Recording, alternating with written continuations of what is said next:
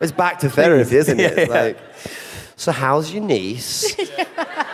How is your niece that is now your wife? My wife. Oh, what? You mean the missus? Do we have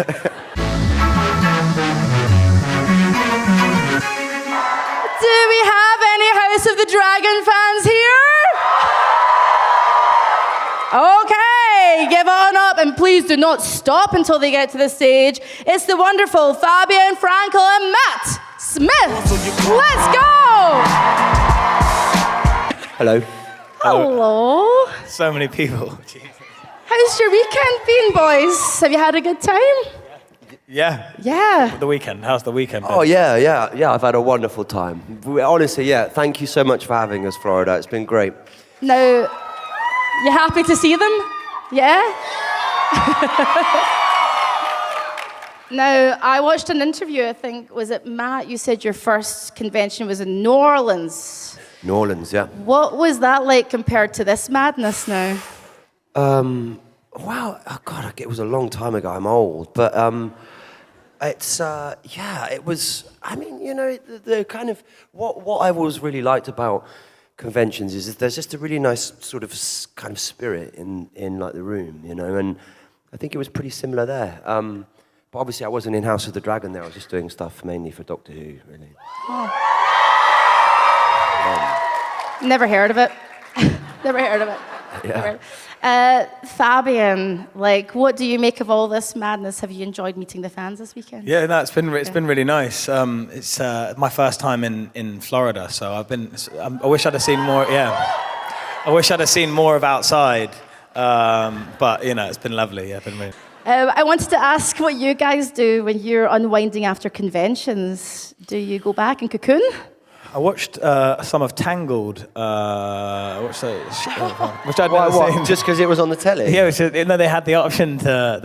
You know, you can like pay for it in your room. You bought Tangled. I'd been told to What watch has it. it come? We were just talking about Big Nights Out a minute ago. That's the musical cartoon, right? Yeah. Oh my God. Is it? It's very good. It's very good. I recommend it. It's terrific. Good. Yeah. love Well, I it. watched The Goonies. I suppose it's the same thing, really, isn't it? Although The Goonies is a cult classic. So is Tangled. What? Goonies or Tangled? I had a lot of oonies. Matt, I know that you grew up watching Disney films. You quite liked the Disney films. Oh, didn't you? yeah. I loved them, actually. What are your favourite Disney films? My favourite Disney films are, in no particular order, but maybe Beauty and the Beast, Sword in the Stone, Jungle Book, and, do you know what I used to like? The Russian one with Michelle Pfeiffer. Anastasia. Anastasia was great. Anastasia was good. Is that Disney? All No. right. All right, we're not splitting hairs here. It's not Disney. I'm hearing a mix of yes and no's here. Matt, I wanted to ask, we're pivoting a little bit. We're going serious again. We've got to calm down a bit, this Disney stuff. Procrastination. You said you procrastinated a little bit before taking this role in House of the Dragon. Why was that you procrastinated for a little while? I don't know. I think it's something actors do because you go, you know, it's a bit like that, isn't it? When you get a job, you think, oh, God, then I'll be here for that amount of time and I'll be doing this. And is it the right thing? And will it take me there? And I don't know. I procrastinate about my socks. You know, it's... And what a delicious choice today. Well, thank you very much. I wore them with Comic-Con in mind, actually. I just think that's part of my character, actually, in a way. But I'm trying to get better at not procrastinating. Oh, hello. Nice. What about you? And also, I think your shoes match Matt's socks. We had a late night text about it yesterday when I was watching Tangled. That's it. Shall we stared at tag team the shoe sock thing again, Fab? Fabien, what about you? When you got, I mean, it was 6 months between the audition, right, and actually landing the role, because they wanted a sort of Jason Momoa type of guy. You've done your research well. I am a professional. Yes, they wanted Jason Momoa, and I was like, well, good luck. And then I didn't hear anything for a while, and then I got a call out of the blue saying that they wanted to speak. And then I guess the Jason Momoa thing went out the window, and they said, "Would you like to do it?" And I said, "Yes, please." And you're happy about that, obviously? Yes. Very happy. When you land a job like this, or a really meaty role, or a great role, who do you phone first? Because I know you're maybe not allowed to tell people, but... I called my mother within about 6 seconds of getting off the phone. Yeah. I don't think she really understood she's French. Not that means she shouldn't understand, but like I don't think she sort of understood the sort of way of it. And I was like, I've got this job, it's the new Game of Thrones. She was like, oh, he's very good, okay, exciting. I was like, yeah, it's like I just told you that I sort of scored a goal in a football match, but no, she was happy. Yeah. Good. And what about you, Matt? Like, do you have someone you phone first? Yeah. I think I was the same, really. I'd sort of phone my mum and dad. I think I probably felt that a bit stronger because I was a bit older when I got this. When I got Doctor Who, I was like, and I really couldn't tell anyone, you know, and so yeah. And Did you actually not tell anyone? No, for like Really? 5 months. And I phoned my dad and I went, just call me the doctor. Yeah. He was like, what? Shall I get you a doctor? No. He wasn't really. He knew. Yeah. It sounds a bit naff now, but yeah. And he was so pleased. It was a nice life moment. I was on, and I'll never forget when I was in like the middle of these streets in East London on these like cobbled streets. And you know how like when something big like that happens in your life, you can remember everything. Like all the details of where you were. I'll never forget it. I remember I had like when I got into drama school when I was like I auditioned for 3 years to get into the drama schools in London. That's quite hard it takes a while to get in, for me at least. And I remember like I was working at a shirt shop in London. I was selling shirts at this place called Hawes and Curtis. It was like a sort of like you know 4 shirts for the price of like 60 quid. And I like got a call from the principal of the drama school that I'd been applying to. He said, you got in, and I walked in and quit. And then straight away. And then I walked in and I quit. And then about 2 weeks later, I was like, I'm so sorry. I just realized this doesn't start for like 6 months. I probably need the job back. Actually. I'm so sorry, I got ahead of myself.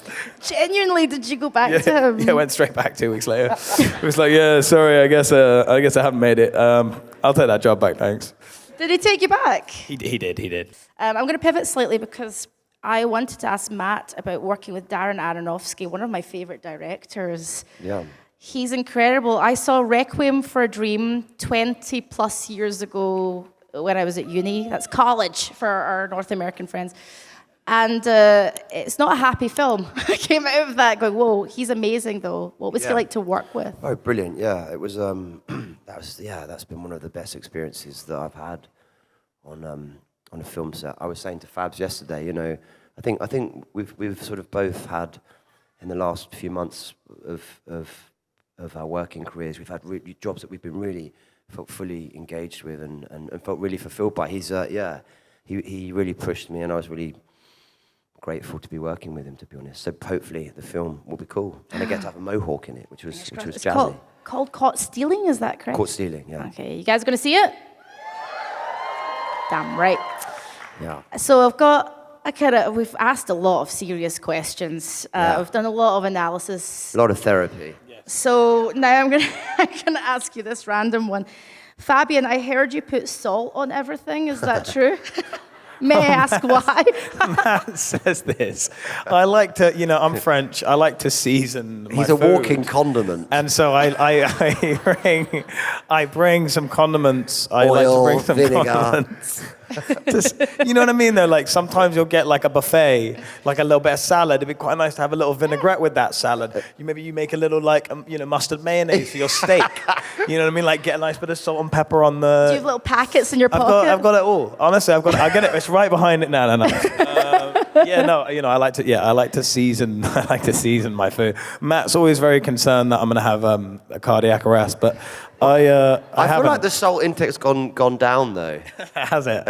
Yeah. Recently, it's gone down, I guess. Yeah. So, okay, we mentioned condiments. I love a condiment. I like ketchup, proper Heinz ketchup. Nice. I like a Heinz ketchup on everything, even pizza, everything. I'm nice. A total... Look, I get that from my American friends, you guys. I don't need to be judged at work as well. I love a condiment. What about you guys? What's your favorite condiment then? Random question. What's my favorite condiment? Oh God, I don't know. I like mayonnaise. There you go. I love it. Yeah. Have you had ranch sauce yet? No, that's not for me, ranch sauce, actually. No. Yeah. What's your favourite meal from this part of Yeah, what should we have? the States? What would you recommend?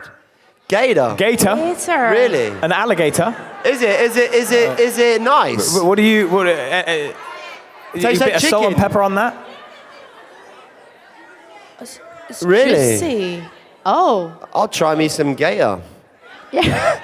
You've got the salt, you've got the mayo. Yeah. It could be a gourmet meal. Chicken club, gator club. I wanted to ask a wee music question, and then we're going to move on to some pre-selected fan questions. I love music. I'm a musician first, and I grew up Nice. with music, Radiohead and Supergrass, and all. I'm giving away my age now. All the mid-'90s stuff. What about you guys? What gets you pumped up before you come out to con, before you go to a job? What's your music vibe? What's on your playlist? We got asked this in an interview, and I was annoyed that I couldn't think of any. So I thought of some albums in response to this exact Smart. question, because I thought if I ever get asked again, Smart. It's like when people ask you who your favourite actor is. yeah, you're and you like, had your answers right there. You Yeah. knew them all, like the Disney films. Yeah, good. So I there's an album by Air called Moon Safari that I love. Nice. Great Classic. Stones album called Exile on Main Street. I like Nas Illmatic. It's another one of my favorite albums Belter, ever. that's in mine. And then I would throw in like a Serge Gainsbourg. La Chanson du Prévert, which is like a Serge Gainsbourg. I'm imagining you salting stuff, listening to Yeah, Serge. salting stuff, smoking a cigarette, drinking some wine. So impossibly French. I love it. What about you? I know you like Oasis. I do love Oasis, yeah, I love Yeah. Oasis. You should go check them out. Arcade Fire, I think, are a great band. Radiohead, obviously. God, it's I've got a pretty eclectic taste in music, though. I kind of bounce around. Yeah. What were you like when you were a teenager with music then? Were you quite rebellious or... We're going back to your youth then. It's back to the therapy, isn't it? I like it. I don't know. I loved like Avril Lavigne when I was a kid. Had a huge Avril Lavigne crush. Queued in line to see her at the Hammersmith Apollo in London. Trying to think who else was like big when I was a kid. Shit, Britney Spears, I guess. There's a running theme here, isn't there? Sort of blonde, pink-haired American women. I wonder what this means from a therapy standpoint. I love it. What about you, Matt? What were you into as a kid? Well, when I was a teenager, it was all about Oasis and Blur and stuff. But I was really into rap music, so I liked like Nas and Biggie and Method Man and all that type of stuff. But again, even then, I had a pretty broad spectrum of taste. I like to sort of bounce around, mix it up. Thank you. Thank you for answering all of my therapeutic or I love it. therapy Thank you. questions. Thank you so much. I'm going to go home and do a meditation after this. Yeah. We got real deep for a second. Did. But I've got some fan questions here, pre-selected, if you don't mind answering some fan questions. This one's from Matt. Matt, Damon's relationship with his family is so layered. What was your... Here we go. Weird. Layered. Sorry. No, When you say layered, please elaborate, because he's got quite a weird relationship with his family, I would say. And that was so layered. Should I speak like this? I was in London No, for 22 no. years. So. All right, okay. I heard. I was just taking. Hi, Matt. The relationship with his family was so layered. Oh, very good. Oh, nice. What was your favourite dynamic to explore with the other characters on the show? Well, yeah, I like that it is kind of. I mean, where do I begin? Just it's like, all right. Speak about it, buddy. Well, it's back to therapy, isn't it? It's like, so how's your niece? Well, she's actually my wife.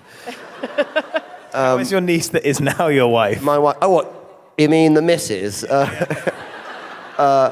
No, it's good, isn't it? The mad sort of weird politics of George R.R. Martin's world is sort of, it's something to behold, isn't it? And I think it was just wonderful, really, to get to act with those great other actors who are part of that family, and that was the great thing. And I think all of us mourn, in a way, that period where we were together and we were all in the Red Keep, and we had those, where we felt like a big, huge family, all of us, the Greens, the Blacks.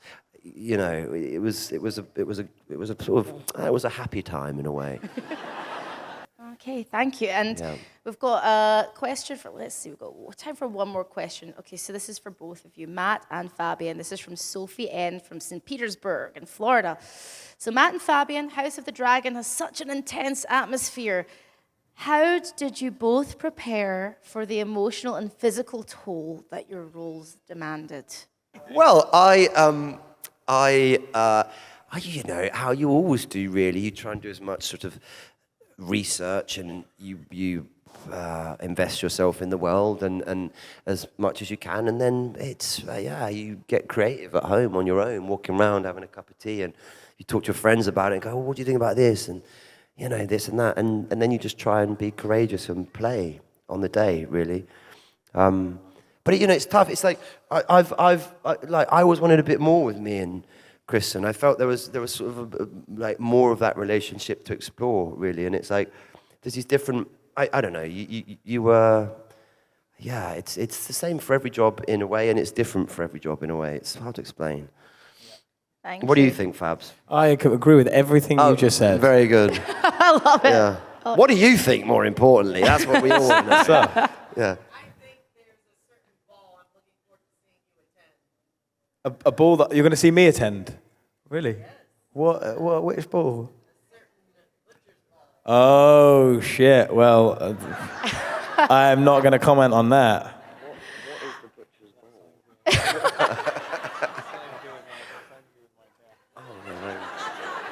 Okay. Oh yeah. Anyway. Well, because actually we like got we got 4, 5, and 6 today, didn't we? We have the episodes in our inbox. Yeah, we got them last night. Yeah. We will know more. There's more to come.